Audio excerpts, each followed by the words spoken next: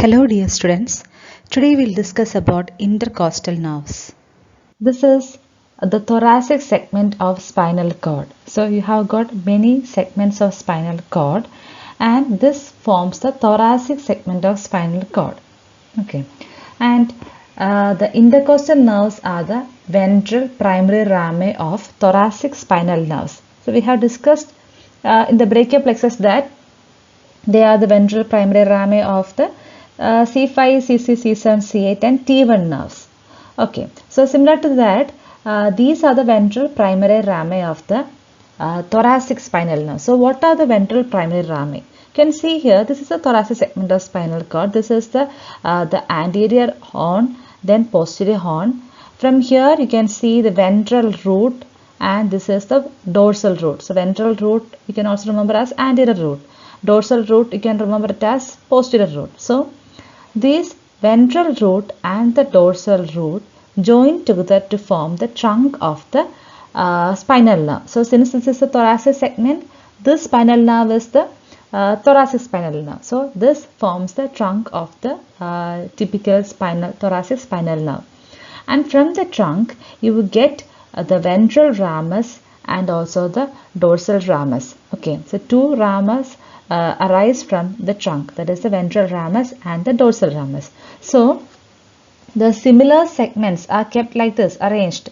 So these are the cross sections. So similar sections are arranged like this, and the ventral ramus of all these segments together form the intercostal nerves. So the ventral ramus of the primary rami of the anterior primary ramus of the thoracic spinal nerves form the intercostal nerve. So you can say there are 11 intercostal nerves on each side, and these are equal to the number of the intercostal spaces. And the peculiarity is that they retain their segmental character. That means that you have seen in the cervical region, these form the cervical plexus.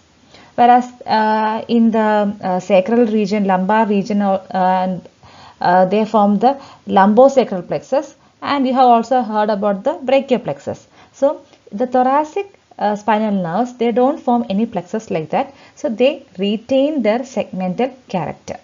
Now we will see what are the communications. So you can see here, this is the sympathetic ganglion. This star-shaped one is the sympathetic ganglion. And this is the intercostal nerve. Now you know that the ventral ramus of the thoracic spinal nerve forms the intercostal nerve. And from here, from the intercostal nerve, the preganglionic fibers are carried to the sympathetic ganglion via white rami communicants. The small thin line, that is the white rami communicants, that carry the preganglionic fibers from the intercostal nerve to the sympathetic ganglion. Similarly, there are gray rami communicants that carry postganglionic fibers from the sympathetic ganglion to the intercostal nerve. Okay, so there are two connections, that is the white rami communicants and gray rami communicants. And this gray rami communicants supply pilomotor fibers, pseudomotor fibers and vasomotor fibers. So pylo means it supplies to the erector para muscles. Pseudomotor means pseudo, S-U-D-O. So it supplies to the sweat glands. Then vasomotor is to the smooth muscles of the blood vessels in the skin of the area of supply of the intercostal nerve. So these are the communications of the intercostal nerve. You have got typical intercostal nerves and atypical intercostal nerves. Typical intercostal nerves are confined to the typical intercostal space. And what are these typical intercostal space? These spaces are within the typical ribs, and they are also traversed by nerves and vessels which are confined to the thoracic wall. So we said there are 11 intercostal nerves. In the beginning we said there are 11 intercostal nerves on each side.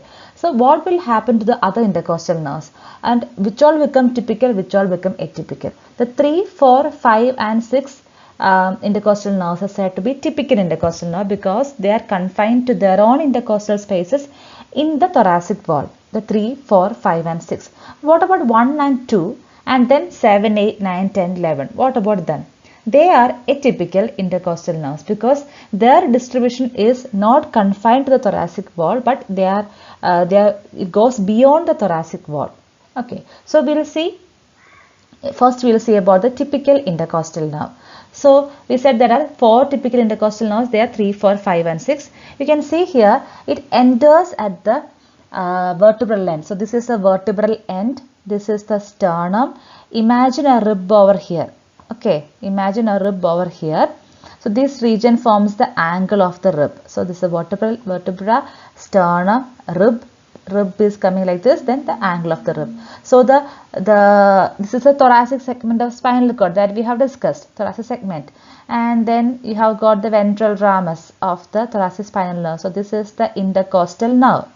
And here you have got the sympathetic chain, the the white ramus and gray ramus communicants. So we'll concentrate on this intercostal nerve itself. Okay.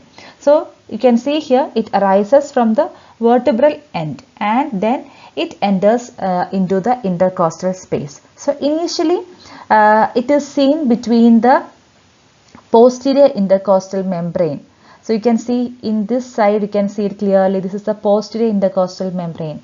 So posterior intercostal membrane is a part of the internal intercostal muscle. So if you want to identify all these muscles initially, you can see how this is the external intercostal muscle.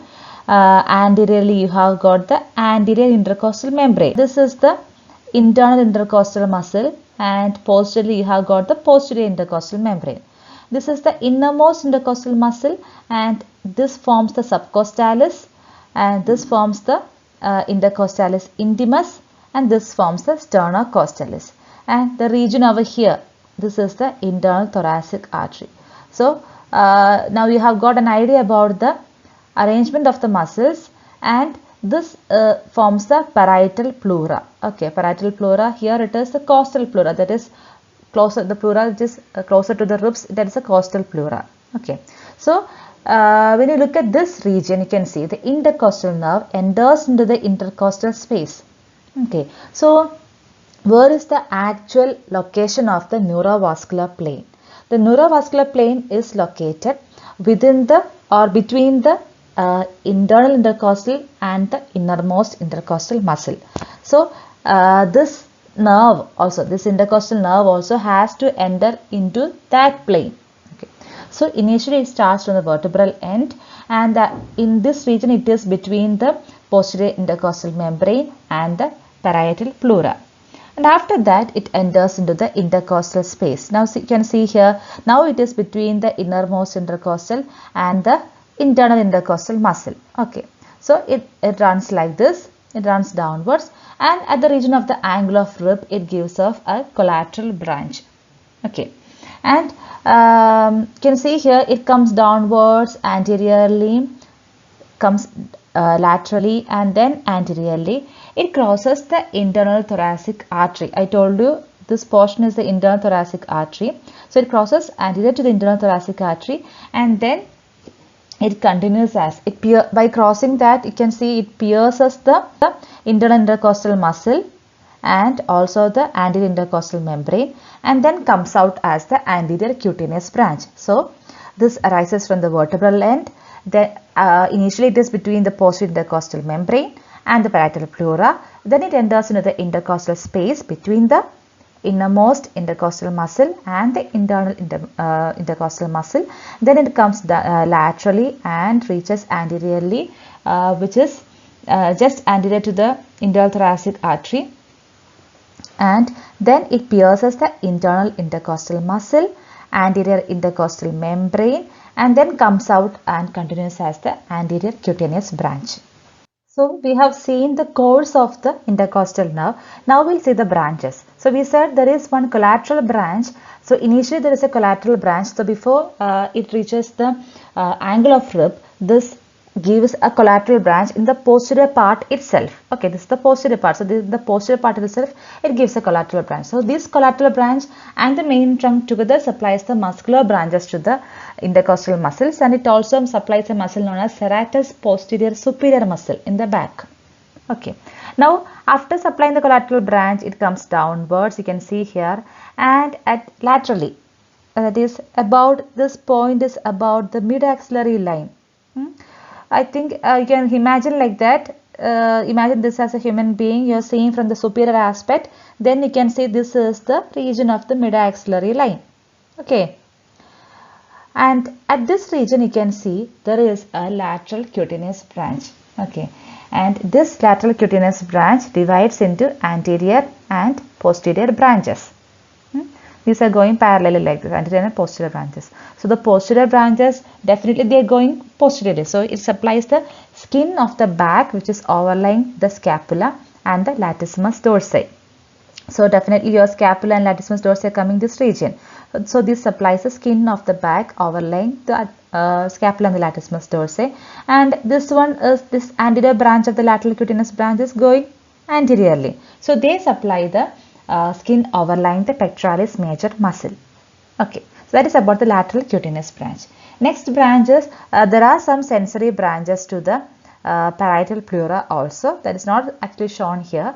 And then we have got the last one, that is the anterior cutaneous branch. So this supplies the skin of the pectoral region, and also they give some sensory branches to the sternum. So how many branches do the intercostal nerve has? You can remember it as class CLAS.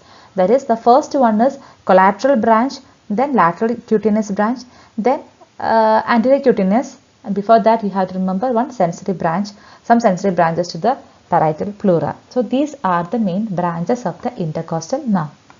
So now we will see some of the important applications regarding this intercostal nerve. So if a question is asked regarding the typical intercostal nerve, you have to definitely write about the applications also. So this first one is the intercostal nerve block. So you can see here, intercostal nerve, definitely one nerve should be blocked to paralyze that region. So one or more intercostal spaces can be anesthetized by giving local anesthesia by injecting local anesthetic over the intercostal nerve. So usually you prefer a site near to the origin of the intercostal nerve, that is just lateral to the vertebra. We said that it is the vertebral end, just lateral to the vertebra, the intercostal nerve arises. So usually we prefer that site for piercing the intercostal nerve.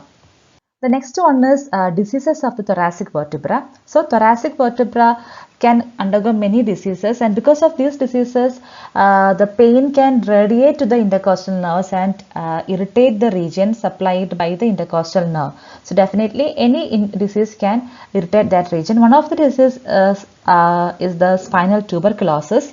So the pus from the tuberculous thoracic vertebra can track through the, so we said it irritates the intercostal nerve. So this pus can track through the neurovascular plane, that is between the internal intercostal and the innermost intercostal muscle, and they can point out and come out through the region where the lateral cutaneous branch and the anterior cutaneous branch comes out. Okay, so the pus can come out through the site of emergence of these two branches. So that means the lateral cutaneous branch comes out at the region of the mid-axillary line. The anterior cutaneous branch comes out at the region of the sternum. So if pus comes out through this region, we can think in such a way that it is through the pus of the tuberculous thoracic vertebra. Another one is the herpes zoster or shingles of thoracic spinal ganglion. And in this condition, you can see here the cutaneous vesicles appear in the region of the dermatom of the affected intercostal nerve.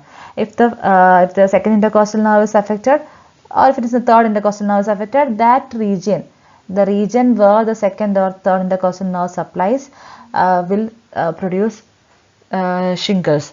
Okay, so that is another important aspect of the intercostal nerve. So you can see in this diagram the shingles, the cutaneous vesicles are in a particular region only. So these are in the region of the dermatom of the affected intercostal nerve. Another one is pleural fluid aspiration. So if there is collection of pleural fluid in the pleural cavity, you have to aspirate it. So preferably the needle is inserted into a place midway between the two ribs. Okay, so it is taken as it is midway between the two ribs in order to avoid injury to the intercostal and also the collateral neurovascular structures in the intercostal space. And either it should be midway between the two ribs or a little lower to aspirate the pleural fluid. So that's all about the typical intercostal nerve. Now we'll see about the atypical intercostal nerve. So we said there are the atypical intercostal nerves are 1, 2, then 7 to 11. So by first intercostal nerve is known as the atypical intercostal nerve. You can see here this is the T1 ventral ramus. So the ventral ramus of the first thoracic spinal nerve. And you already know that it forms a part of the brachial plexus. So the major contribution of this T1 ventral ramus is to form the brachial plexus. Okay, so only a small portion or a small branch forms the first intercostal nerve, because the major contribution is given to the brachial plexus, and this does not have any collateral or cutaneous branches. And you know that the typical intercostal nerves are arranged just at the costal groove. The arrangement of the neurovascular structure is VAN, vein, artery, nerve. But here the first intercostal nerve is arranged opposite way, that is NAV, nerve, artery, vein. Okay, and we said there is no collateral or cutaneous branch for the first intercostal nerve. So because of that, the T1 dermatome is absent on the chest wall. Okay, since no cutaneous innervation is there, cutaneous branch is there, so the T1 dermatome is absent on the chest wall, and the T2 dermatome thus gets continuous with the C4. We know that the C5 enters into the arm, right? C5, C6, C7, C8, and T1 in the arm. But since T1 does not have any cutaneous branch, in the thorax, in the chest wall, the C4 is continuous with the T2. So that's about the T1 ventral ramus. And the second intercostal, that is the primary ramus of the second thoracic spinal nerve, and this it gives a branch that connects the medial cutaneous nerve of arm. You have learned about the medial cutaneous nerve of arm that comes from the medial cord. So this the second intercostal nerve has got a lateral cutaneous branch that connects the medial cutaneous nerve of arm, and that is known as intercostobrachial nerve.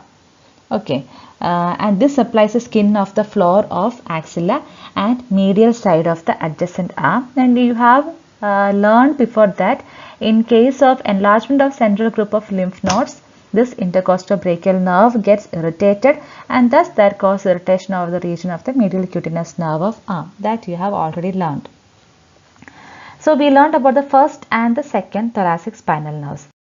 Now we will see what is the importance of the thoracoabdominal nerves. So thoracoabdominal nerves means they are the nerves that is from the 7th onwards, the T7 onwards up to T11. So 7, 8, 9, 10, 11 thoracic spinal nerves are referred to as the thoracoabdominal nerves. They are called so because their course is initially in the thoracic region, but then they pierce the diaphragm and it courses downwards in the anterior abdominal wall.